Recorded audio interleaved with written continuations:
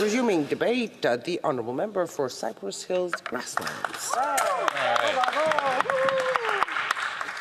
Thank you very much, Madam Speaker. It's always an honour and a privilege to be able to rise in this House on behalf of the great people of Southwest Saskatchewan.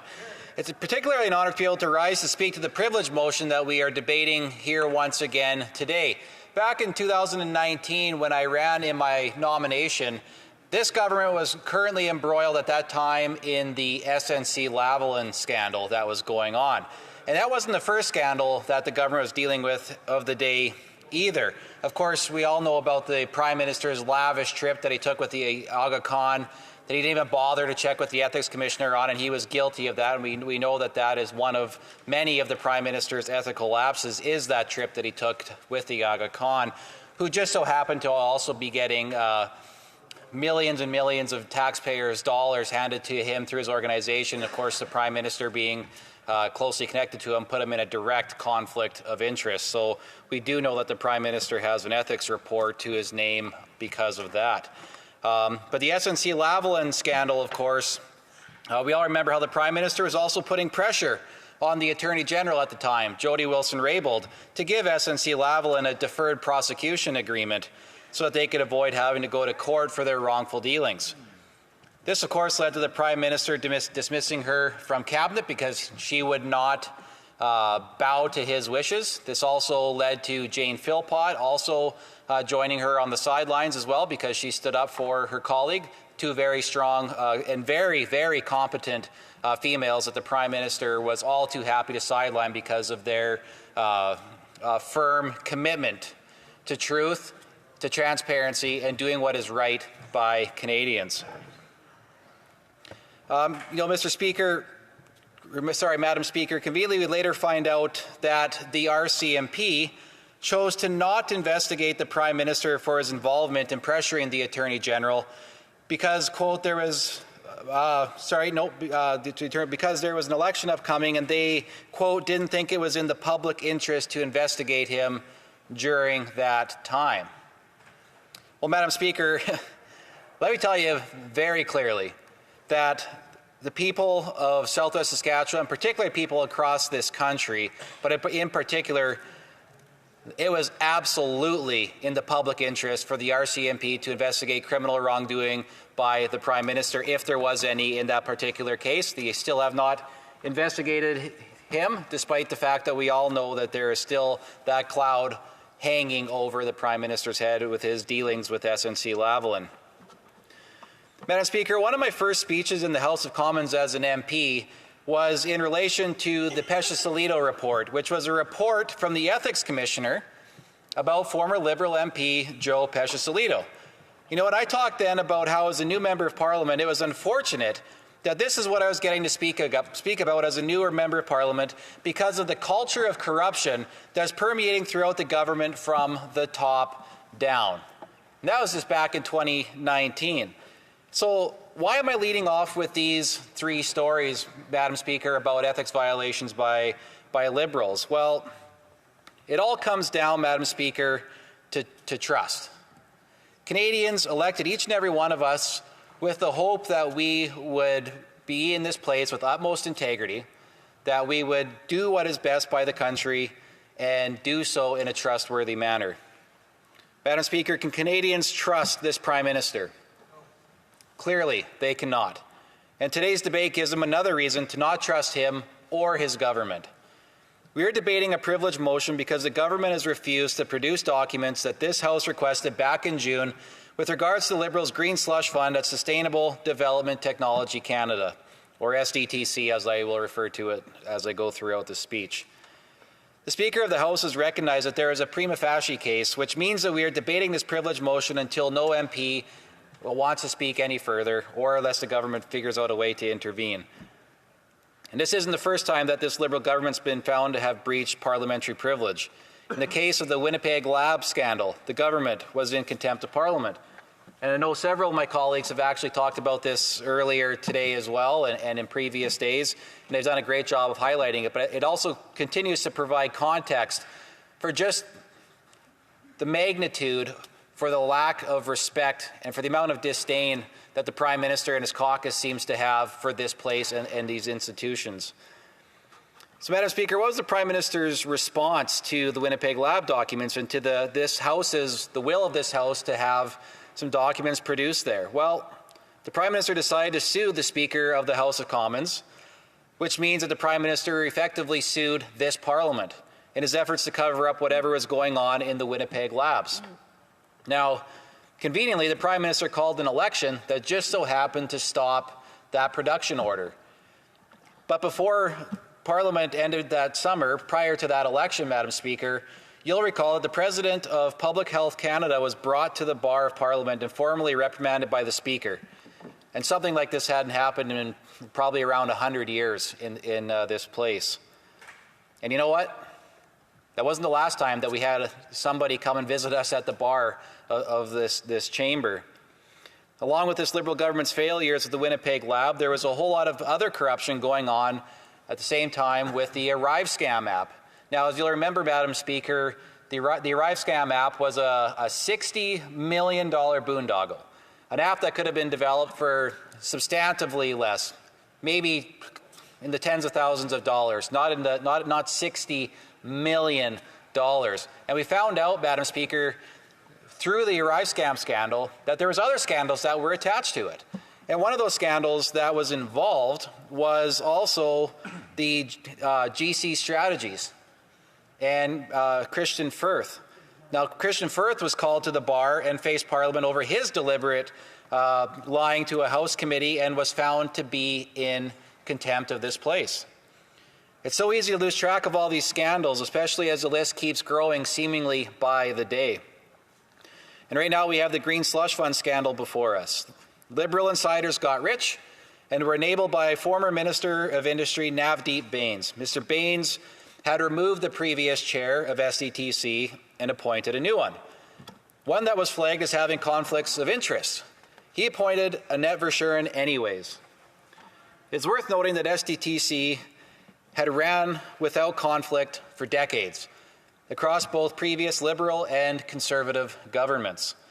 But as soon as these Liberals took control of it, problems began from day one. The Auditor General took a look at some of these contracts and found $390 million in inappropriate contracts. Madam Speaker, I'm going to quote one of the whistleblowers. "The true failure of the situation stands at the feet of our current government, whose decision to protect wrongdoers and cover up their findings over the last 12 months is a serious indictment of how our democratic systems and institutions are being corrupted by political interference. It should never have taken 2 years for the issues to reach this point, and what should have been a straightforward process turned into a bureaucratic nightmare that allowed SDTC to continue wasting millions of dollars and abusing countless employees over the last year." They go on to say, "I think that the current government is more interested in protecting themselves and protecting the situation from being a public nightmare, and they would rather protect wrongdoers and financial mismanagement than have to deal with a situation like this SDTC in the public sphere." End quote. Now, Madam Speaker, that is a damning indictment of this government from a brave, common sense public servant that recognizes the importance of integrity and honesty. That's the type of public servant that we need more of serving this country. So what has happened so far as a result of this corruption? Well, the Liberals had to freeze the SDTC funding to get a handle on what was happening and do some damage control. But we still don't know how much more there is to this story. But the Liberals are ignoring the concern to just move on and resume the funding for it again. They have claimed that they strengthened the contribution agreements which govern the rules over how SDTC can allocate that funding.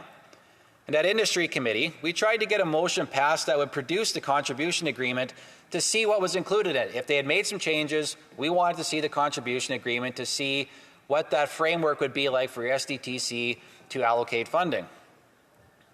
Liberals blocked it, which leaves one to wonder why.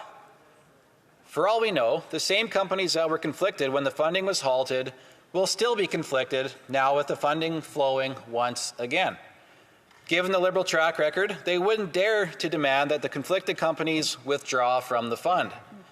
And they definitely wouldn't ask them to repay their misappropriated funds. Now, remember Christian Firth. He was the one called to the bar for grifting taxpayers at the sum of $200 million from his basement company called GC Strategies. I was talking about that earlier. The Liberals weren't willing to demand that he repay the money. Madam Speaker, we're going to go back in history here a little bit. Probably a long ways back in Canadian history, certainly before my time on this earth. Centre Block used to have a jail cell in the basement for people like Christian Firth who committed crimes against the Crown, and they were to remain there until their debts were paid. Now, let's contrast that with the treatment that Christian Firth actually got. He waltzed in through that door, right there, sat down at a desk behind that golden bar, and he had to face Parliament for 2 hours. And he sat there and he gave answers, offered some clarifications back and forth. And Madam Speaker, the very last question that was asked him by the member from Saanich Gulf Islands, do you have any shame? Do you know what he said? Nope. No shame. And then he got up and he waltzed straight out that door, walked down the stairs, out to the street, hopped in his car, and he drove away. Shame. And when I do some searching, and I've looked in a few places to try to see if I can find it. So if it exists out there, I will happily stand to be corrected. But as far as I know, Madam Speaker, this government still has not demanded that Mr. Firth pay back the taxpayer for committing fraud against the taxpayer. That still has not happened. And that is shameful. Absolutely shameful. The supremacy of Parliament used to mean something in this country. But this Prime Minister continues to undermine its authority at every turn. Canadians see this, and they don't trust this government. After 9 years, faith in our institutions is at an all-time low. And rather than work to rebuild that trust, here we are once again debating this privilege motion because of the government refusal to accept the will of Parliament and produce those documents over to the RCMP.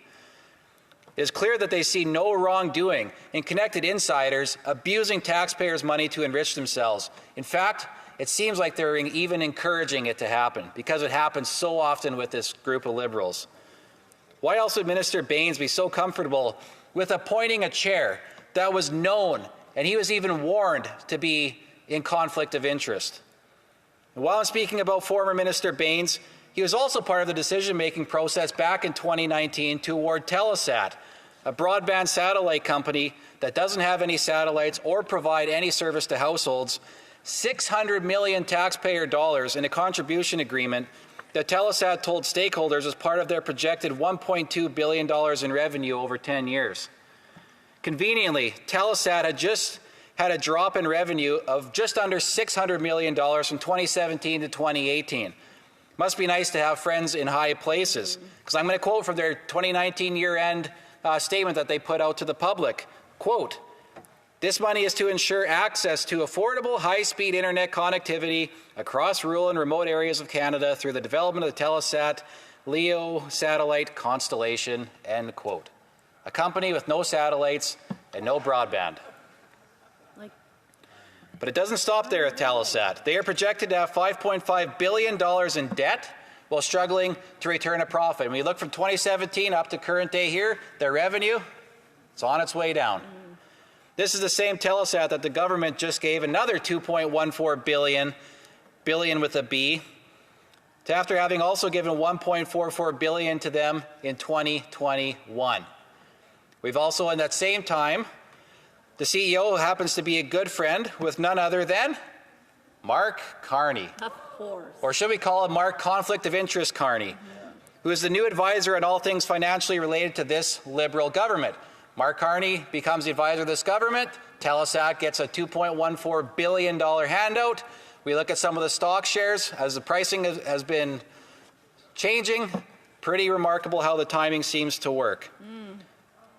This also happens to be the same Mark Carney who just recently sent out a fundraising request on behalf of the Liberal Party to their membership.